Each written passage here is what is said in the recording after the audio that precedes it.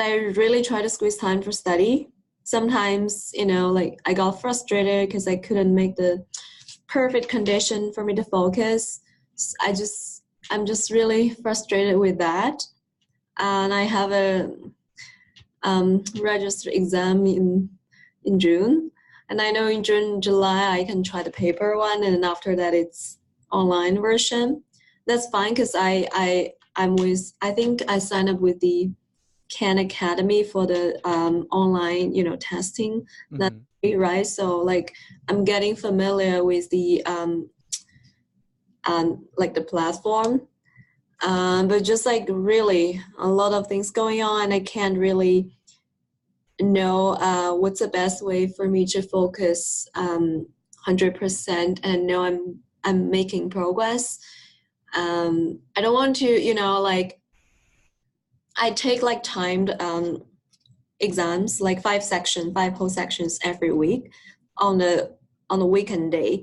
But I just don't want to do, this week I do better, next week I do worse. And then, like, I don't know, like, if I'm improving or just, like, randomly I score better this week and then maybe it will change later. I want kind of to have a, like, stable idea, I'm really increasing my score steadily. Even it's little, like, small progress, I'm still, like, sure I'm doing better, but not fluctuating, you know what I mean? Like.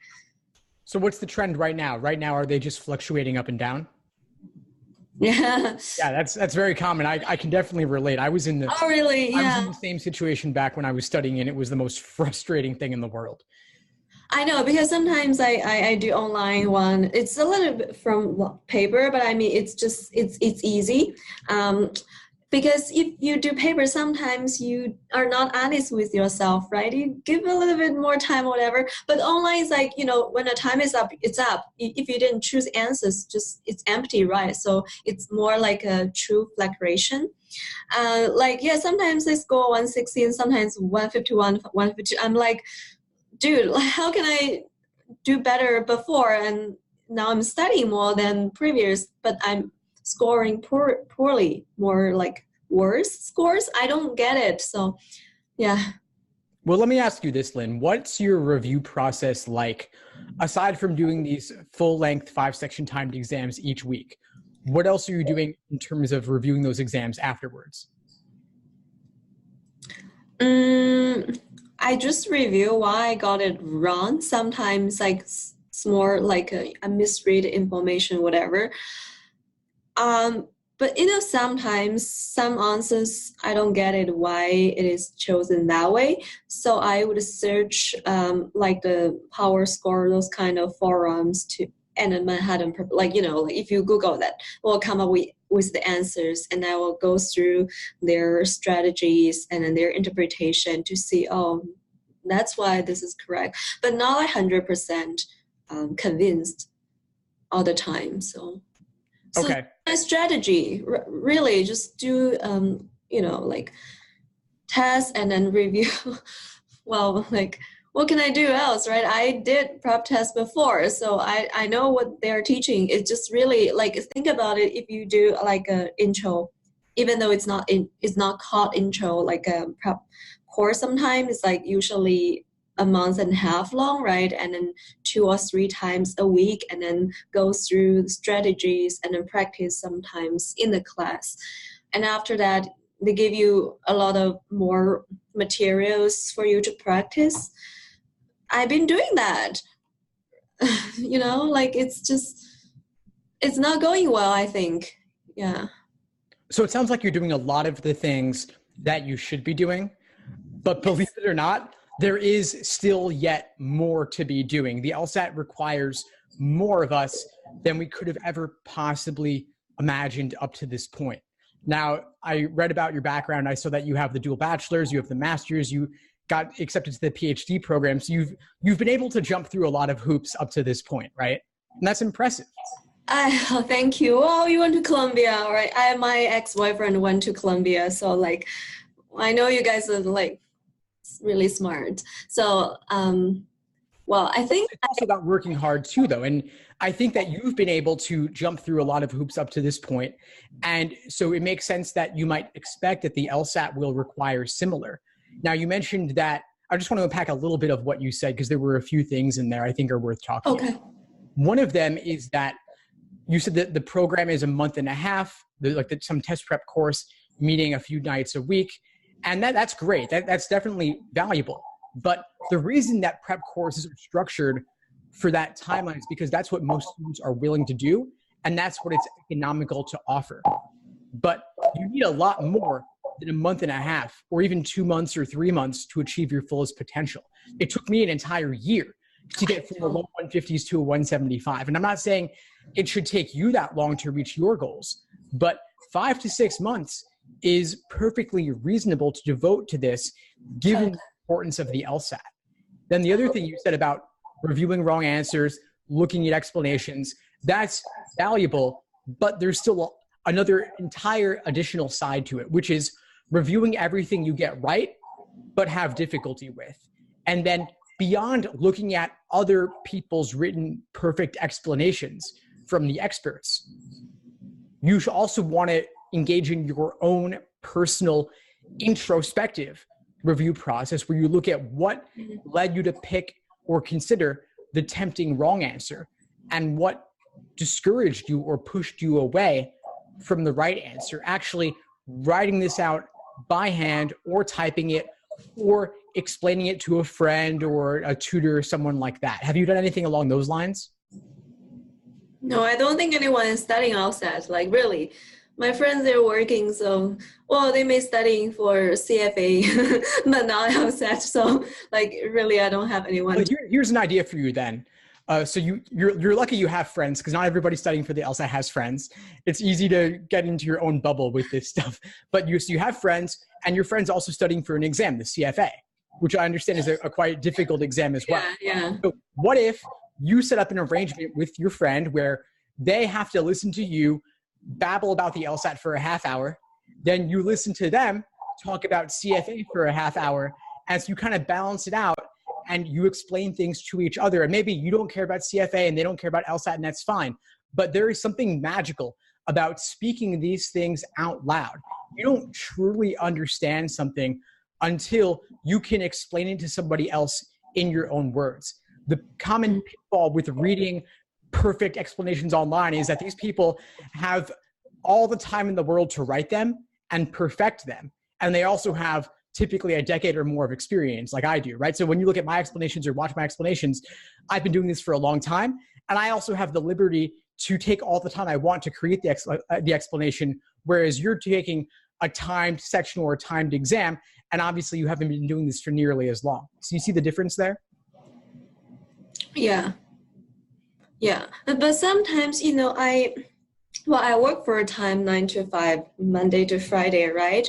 So even though I'm willing to put more time into studying, and sometimes I have other commitment, I just need to take care of other stuff too. But that's fine. It's just if I have 3 hours each day after work, and then sometimes you do 3 or 4 logical games, and then you review them, 3 hours passed. You know what I mean? So I cannot do a large amount of practice within limited times. And I really want to go through every question, but sometimes I just have difficulty wrapping them all up before being prepared to write an exam. And I think the logic game is fine.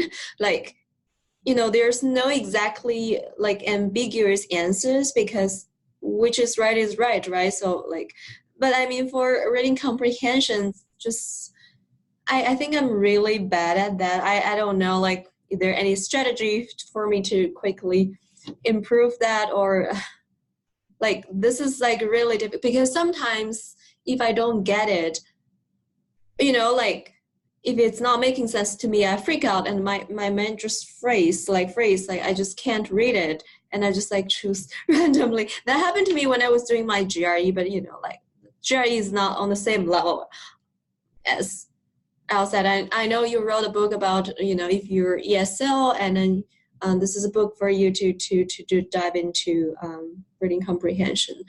I'm thinking about buying that book, and also maybe some other books that can help with my strategy. So if I'm if I'm doing questions, I'm reviewing, and also there's some other additional explanations for me to reflect.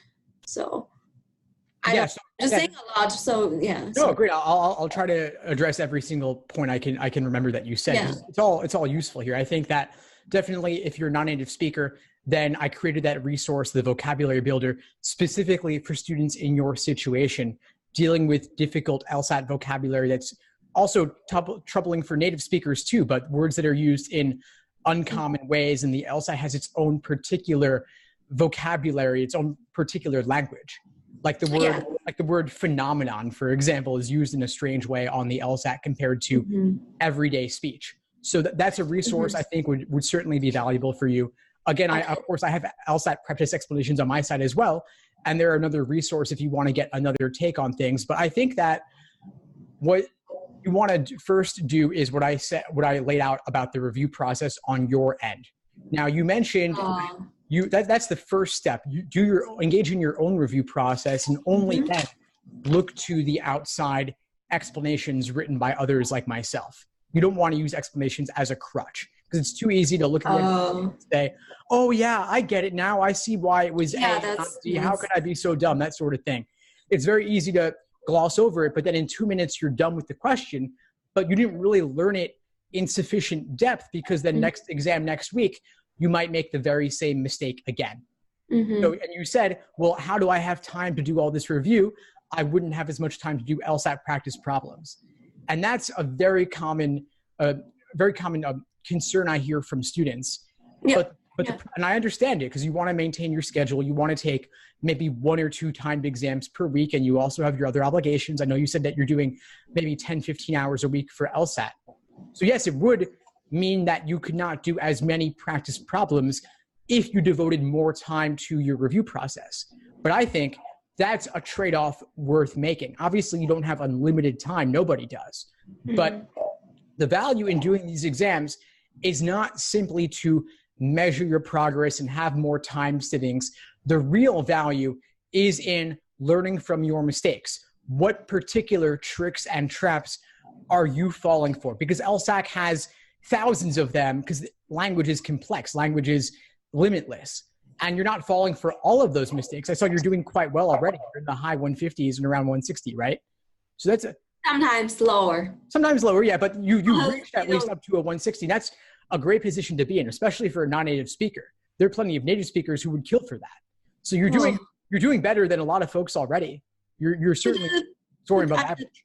Did they just enter the LSAT game or whatever? Like, I think, I think my average, like maybe mid 150. That's my average. Sometimes lower than some higher. You know, sometimes it goes up. I'm like, what? Are you kidding me? Like, can I really score that high? Well, there's a couple of things there. I mean, one of them is that it's totally normal for scores to fluctuate. There is a margin of error, or a score band of 3.5 points on either end, meaning that if your true score that you deserve innately is, let's say, a 155, let's say that's where you are at in your ability, because there's that margin of error, because it's a standardized test, it's not totally 100% foolproof, right? There's randomness involved. So one day you might get a 158 or a 159. The next day you could get a 152 or a 151 even. But your still true score is 155. So fluctuating is totally normal. There's that range there's an entire range of 7 points there, which means that the funny thing is that, let's say you walk in on test day and you score a 155. You have reason to retake, even if you didn't improve your understanding at all between, let's say, June and July, a 5-6 week gap, because due to randomness alone, you could get a 158 or a 159. And yeah, you might do worse. I agree. Schools don't average. So there's always a reason to retake if you are not already at the highest end of your score band. Yeah, that makes sense. But my goal is not unrealistic. I think for me, like 163, 165, I'll be really happy if, I reach that goal. I would not retake, because I've been working after graduation, so by the time I got admitted, hopefully in the future, I'll be a mature student. So it's another, it's lower than if you're going straight from your bachelor's law school. So because the school I work for, we have our own law school programs. I consulted with 160 is fine. You know, like I don't have an unrealistic goal. I just want to reach that. Great. Then I'd say the biggest thing for you is really simply to double down on your review process, reduce the number of practice problems you're completing, and instead spend more time on the review process. And if you're scoring even in around a 155 or even lower, that means you've got a good 20, 25, 30 questions you might be answering incorrectly. And then maybe there's another 10 that you guessed on and got lucky on. So that could mean there are up to 30 or 40 questions per prep test that you should be reviewing. And to review 30 or 40 questions, that could easily take 3, 4, 5 hours or longer, right? Yeah. It could take longer than actually doing the exam itself first time around. And people never want to spend that long. And I get it because it's grueling. It's not fun. This is the work. Like this is where the growth comes from. Sitting and doing a timed exam and working through problems, that is actually, that's hard also. And that'll fry your brain too. But that is actually easier than the review process, because the review process, there's not necessarily a hard limit on how long that can take. And that's forcing you to grapple with nothing but the problems that gave you trouble. There's no break with doing like an easy logic game that you could breeze through, right? So if this takes you a couple of days to get through all the work on that one exam, that's worth it. That is where the growth comes from. And another thing you can do is you can flag every question that gives you trouble in the moment. And then before you score it, you could reattempt it under untimed conditions and see how your performance might vary between attempt number 1 and attempt number 2, to give yourself a second chance to see if the time is the issue or if the understanding is the issue. So review is the biggest thing. And I think that's where you want to spend some more time than you currently are. I have some questions. First of all, if I'm doing one timed session for exam each week, and for the rest of the hours, in addition to reviewing, do you suggest me to take unlimited time to solve every problem or also do timed practice? There's a benefit to both doing untimed work and timed work. You might consider, if you identify a particular weak area, like a certain type of logical reasoning question or reading comprehension, like you mentioned, you could just do an untimed reading comprehension section to increase your familiarity. You could do, let's say you have trouble with parallel questions or necessary assumption questions. You could do a couple dozen of those in a row. And of course, if you're not doing an individual section, then your work really should be untimed because you can't time individual LR questions in isolation. There's a benefit to doing untimed, there's a benefit to doing timed. I think that a mix of all of it's good. It's really all good. I wouldn't obsess too much over the details. But if you want a structured plan, I do have day-by-day study plans on my site where I break down specifically what to do every single day over the course of your prep if you want that specificity. But honestly, given where you are right now, I don't think that's necessarily what you need.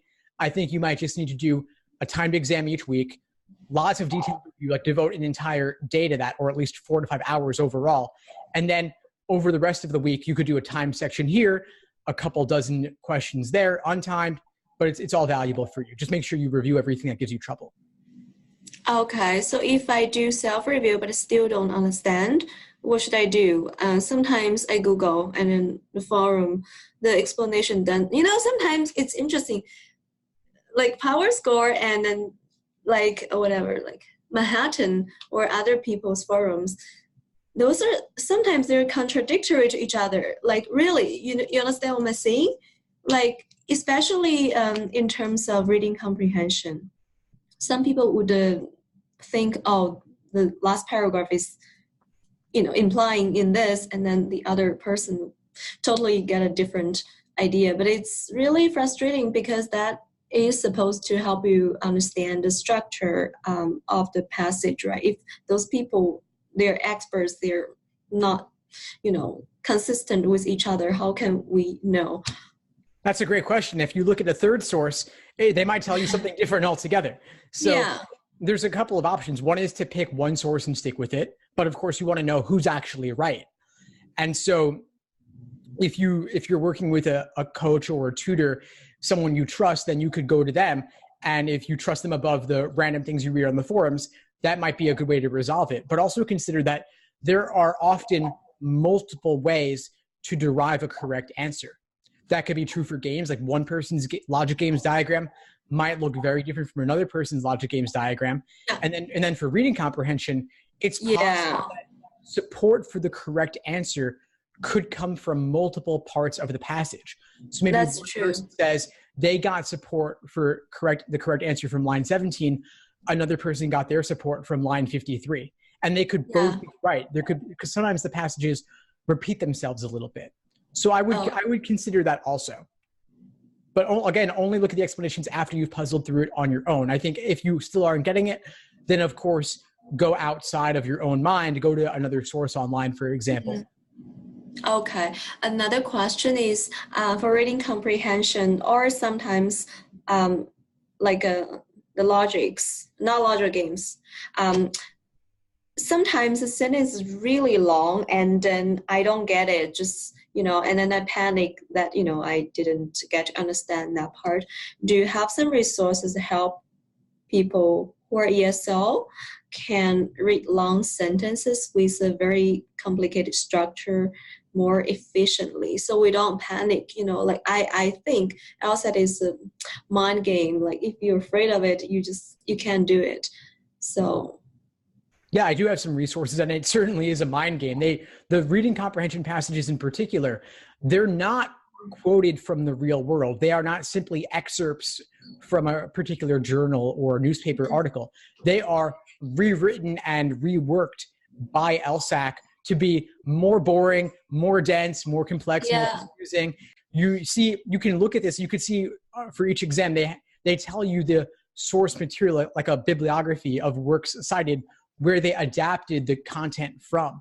I have one article on my site where I actually compare the two, the original source article and the LSAT passage, and of course they're very different. So I do have resources for this. Yeah, I read that article. Yeah. Oh, awesome. Yeah, the New York Times book review. Your blog, yeah. Yeah, exactly. And you saw how much worse the LSAT one is, right? Yeah, but I just want something, like maybe after certain practice, and then when I read a passage, I'm like, I can have like a assurance, okay, I kind of get it, but sometimes if I do reading comprehension, even after I read everything, I'm just like, what is that? You know what I mean? Like then that's a point when I freak out. And then when I look at the questions, I need to go back and read again. And then, you think about time passed, just, it's really like, yeah. Yeah. Well, there's more than just question explanations. Like I get the sense that you're doing these passages, then you're looking at explanations, but the explanations are more granular or specific to the particular question at hand. They're not giving you necessarily an overarching strategy or technique to approach from the beginning. They're telling you why the right answer is right, why the wrong ones are wrong. Yeah. But you also have to look back towards the beginning, your basics, your foundation.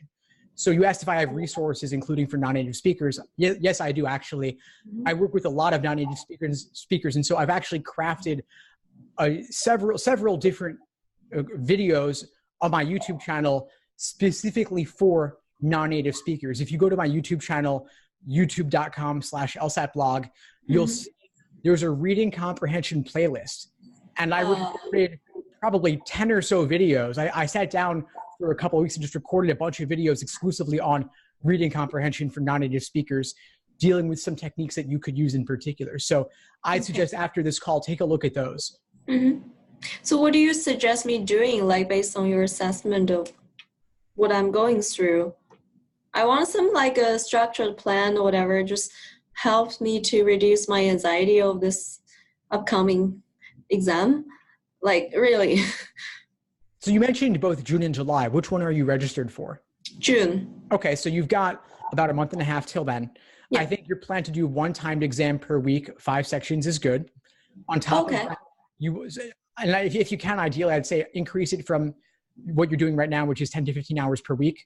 Okay. I think ideally you want to do at least 20, given your goals and given being a non-native speaker. That is tougher. That is another obstacle, and you just have to work harder. There's no magic way around that. And also that reading comprehension is harder to improve on than the others because it's less mathematical. There's more of the ambiguities of language. So one time exam a week, detailed review of that exam. The timed exam, 5 sections, might take you about 3 hours. The detailed review might take you 5 hours. So that's already 8 hours, but we still want you doing a couple of timed sections during the week. So I'd maybe do 2 timed reading comp sections and 2 untimed reading comp sections, then a couple dozen logical reasoning questions of the types that give you difficulty. Strengths and weekend and assumptions. Yeah, and of course, review everything you do that gives you trouble, not only what you get right, but also whatever gives you difficulty that maybe you could have solved more efficiently, or maybe you guessed and got lucky. So flag what you're unsure of so that you can check later if you got it right through luck or not, because that's, of course, there's still value to be gained from that. I also want you to look at my YouTube videos I mentioned on reading comprehension specifically. And for your explanations for your own review process, don't necessarily write out explanations or articulate explanations for every single question you get wrong, because that might take too long.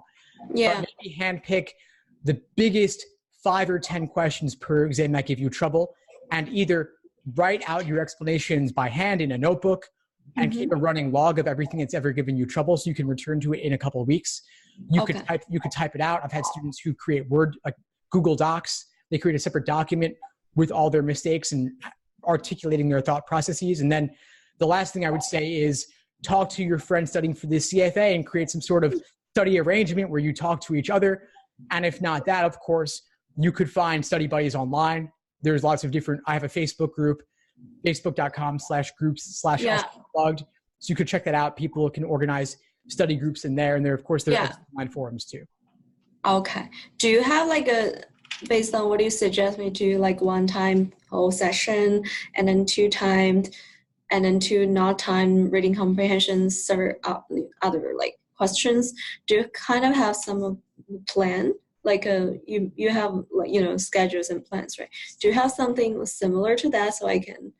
Because I think you're expert in this, and then when you make plans, you think about easier and harder and loops, right? So do you have something like that so I can? Yeah, I do. I'd suggest go on my site, go to the day-by-day study plans. For you, since you're obviously not starting from scratch, I would suggest that for you, probably the 3-month day-by-day study plan would be a good fit for you. And you can adapt it. So the 3-month day-by-day plan will give you an overarching structure for your studying. You can, of course, skip the games portion of that because you've already done games and that's not your focus. You could jump ahead to the later stage of reading comprehension and just incorporate what I suggested here. You can modify and adapt it for yourself. Okay, selectively choose the plan. Right. Plan. Okay, I see. Thank you so much. If I have more questions or I require additional tutoring, I'll just send an email, right? If you're interested in, it's been a pleasure speaking with you, Lynn. If you have any interest in or feel like it would be helpful for you to explore one-on-one coaching with me in a more serious program, then reach out and we can definitely talk about it then. But I feel like you can get there with or without me. So only if you would like my help and feel that it would pave the way or smooth the way for you, then reach out and we can talk about going together for June or beyond.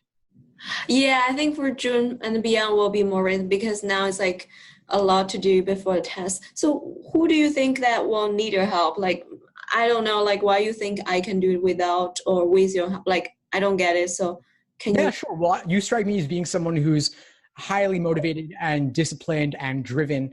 And you've, like I said earlier, you've jumped through a lot of hoops. You got accepted to a prestigious PhD program. You have your master's. You're a non-native speaker, and you're taking on the difficult task of the LSAT. So, oh my goodness! I find it quite inspiring, and I do love working with students like yourself who inspire me. It's simply that I believe that you are hardworking enough and disciplined enough that you're capable of getting there on your own. The LSAT's a difficult task, of course, though. So if you would like my help, then of course, do some work on your end first, like we talked about, examine and peruse the resources I suggested. But then after reviewing those, if you would like my help, then of course you can get in touch with me and we can talk further. Yeah. And I'll just, purchase some of your materials you prepared for people who study themselves. Yeah, sure. Absolutely. Now, before we sign off, Lynn, just to wrap up, what would you say is the biggest insight that you got from our coaching conversation today? Like details, like reviewing is really worth your time than just simply do the questions and then try to explain yourself why you got the answer wrong, and then before you look for other explanation, because sometimes we just get the answer wrong and then directly look for online solutions. I think that's helpful, and then good to know that you think I can do that myself. And I don't really have that strong belief in myself, but thank you very much. That really helped, mentally. Of course, my pleasure, Lynn. And one thing I wanted to touch on, because you mentioned stress, you mentioned anxiety and the stakes involved in the LSAT. I just want to remind you that while the LSAT is a very important exam, of course, no one particular LSAT test date is especially important. You can always retake. They're actually offering the LSAT more frequently now than ever before. It used to be only 4 times a year. Now they're going to offer it 9 or 10 times a year going forward. So you have ahead of you this year, you have June, July, September, October, and November. And then next year you have January and March also. So there are many, many test dates. You could take the LSAT and still apply in the same cycle. So don't place too much importance on June in particular or July in particular. There are always more opportunities ahead of you. And since law schools do not average multiple LSAT scores, there's not really any problem. If it doesn't go well for you one time, you can always retake. Yeah, but if you apply, the deadline is November, right? So if you already asked your people to write reference letter for you and then that year you didn't get in, well, you need to bother them again. Like, you know what I mean? Like, well, I kind of want to, prepare beforehand instead of bothering people to write multiple reference letters for me. Of course, yeah, starting early is always good. Getting it done early is always good. But even November, let's say a school did have a deadline in November, that still leaves you June and July, September, and October. Yeah, that's right. Well, luckily my supervisor supports me going to law school. So, well, at least I can have some, security. So, yeah, but thank you very much. Do you mind emailing like the study plans you just mentioned? You think that will work best for me, and also like ESL non-native speaker, how to improve their. Of course, yeah, I'd be happy to send you some resources, Len, definitely. Yeah, so I can, when I do my own review, I can, learn some strategies more efficiently. Yeah, of course, it'd be my pleasure. Yeah, thank you so much.